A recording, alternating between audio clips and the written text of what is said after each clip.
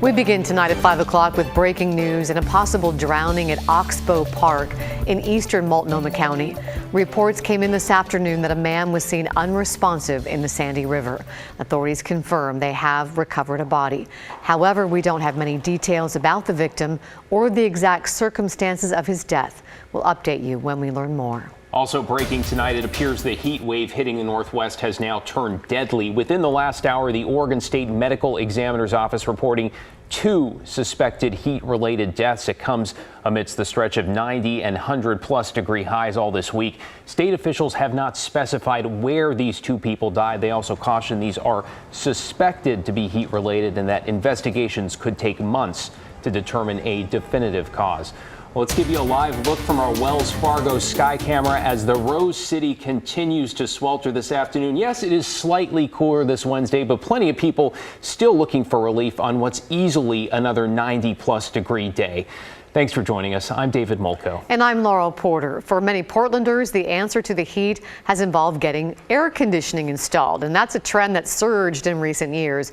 Our Kylie Boshi is looking into that in the newsroom. And we'll get to Kyle in just a moment, but let's start with Chief Meteorologist Matt Zaffino. Matt, how are those highs looking? You know, cooler than yesterday, which is good, and cooler being a relative term, but yesterday we hit 102. Today we're at 95, so that's a really significant 7-degree drop. We just had a little bit of cooler coastal air seep its way into the Willamette Valley last night and this morning, and so our high temperatures, well, 96 in Portland is our high.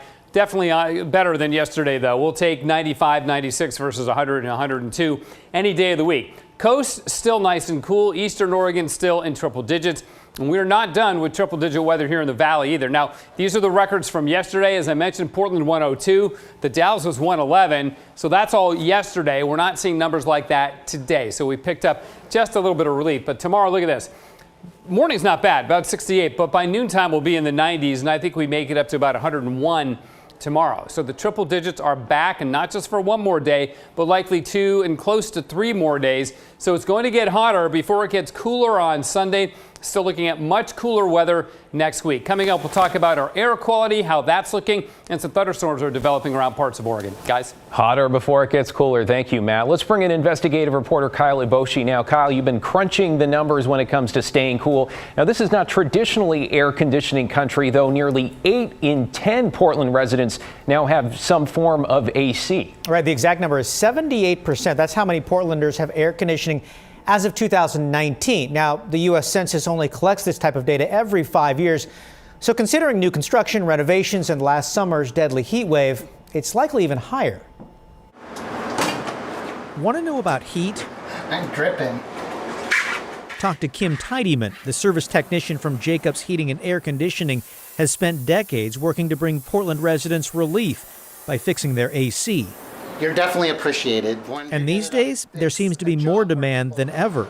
I think it's becoming a necessity. According to the U.S. Census, air conditioning has surged in Portland over the past decade. In 2011, 41% of all homes were air conditioned by either central air or window units. By 2015, that number jumped to 69%. As of 2019, the most recent data shows 78% of all Portland homes have air conditioning. That's almost on par with Los Angeles. So why the dramatic increase? For one, it's gotten hotter here. It's definitely the weather climate's changed in Portland since I was a kid. Another factor could be newcomers. Real estate agents say homebuyers coming from out of town often ask if a property has AC, which is the norm just about everywhere else. A closer look at the numbers shows there is disparity. Census data suggests white and Asian households are more likely to have air conditioning than black households. And renters? Renters are far less likely to have access. Yeah. Ethan Shurigan of Portland State's Population Research Center can explain. So owners are more likely to invest into central AC.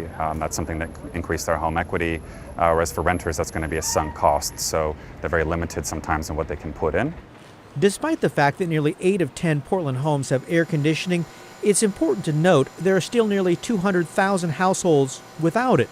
For some, air conditioning is a necessity that keeps people from heat stroke, exhaustion, or other heat-related illnesses. Case in point, last summer's record heat wave that killed more than 70 people in Multnomah County. The vast majority of those people didn't have working AC. Over the weekend, Oregon Health Authority teamed up with community groups to deliver 500 AC units to those in need. They hope to get 3,000 units distributed by the end of summer. All this AC does require energy.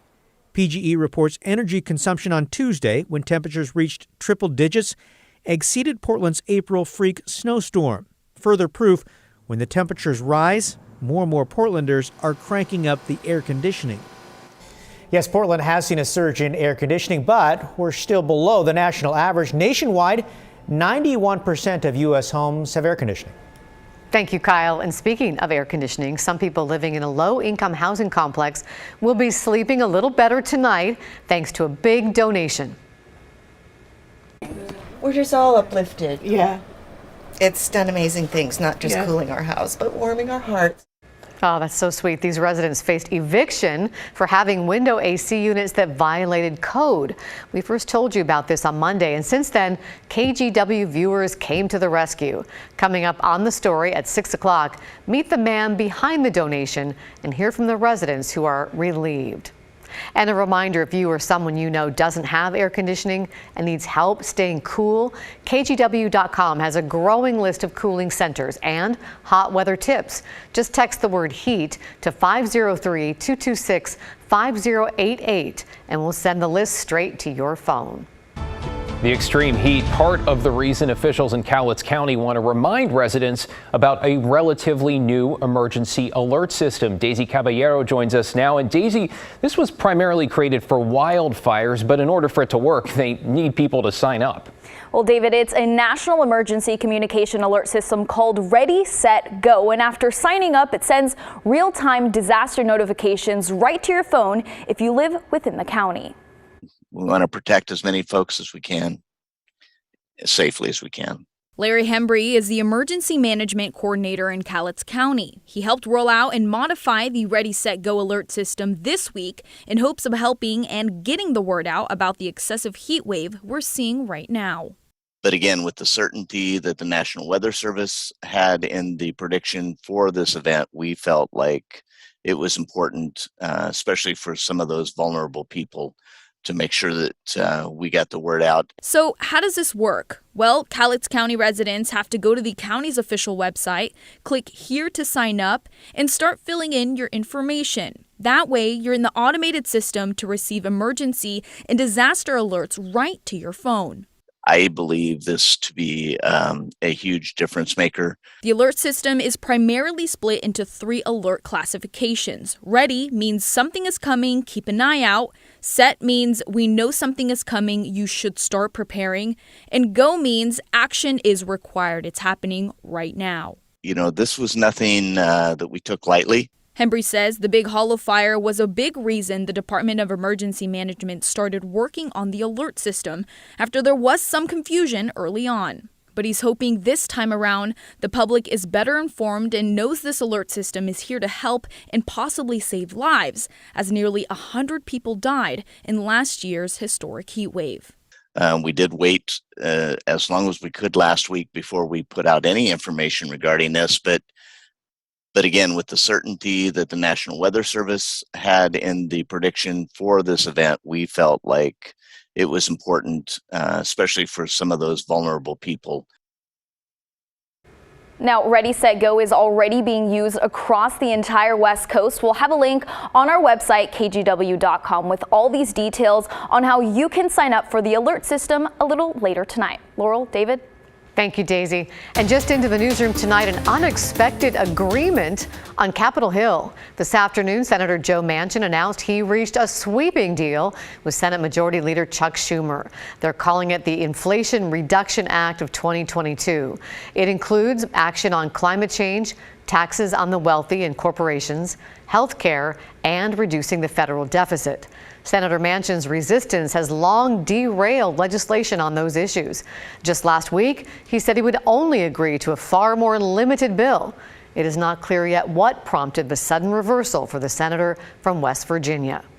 Well, new tonight, the family of a man shot and killed by Tigard police last year has reached a $3.8 million settlement with the city. In January 2021, a police officer killed 26-year-old Jacob Mcduff while responding to a report of a domestic disturbance. Officers say they found Mcduff locked inside his pickup truck when they arrived. He was shot and killed during a struggle to remove him from the truck when they say he refused to get out. His family says Mcduff was suffering a mental health crisis and argued that officers used excessive force. The city has also agreed to an independent review of how police handled their response. Here's part of what the family's lawyer said today. And the value of that is that they have an opportunity to learn from it, and the public has an opportunity to see an independent, objective assessment of what happened.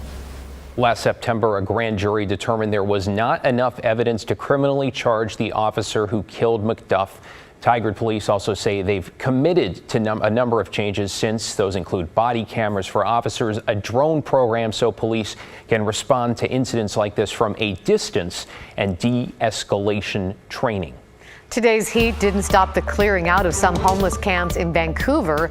In fact, it's because of heat and wildfire conditions the city won't allow camps in some public natural areas. The city council recently passed an ordinance that specifically prohibits camps in places like the Burnt Bridge Creek Trail. Homeless outreach workers saw this coming, and they worked with campers over the past few months, offering support and, in many cases, new living situations. So today, ahead of a sweep, most of the campers in this area had moved on.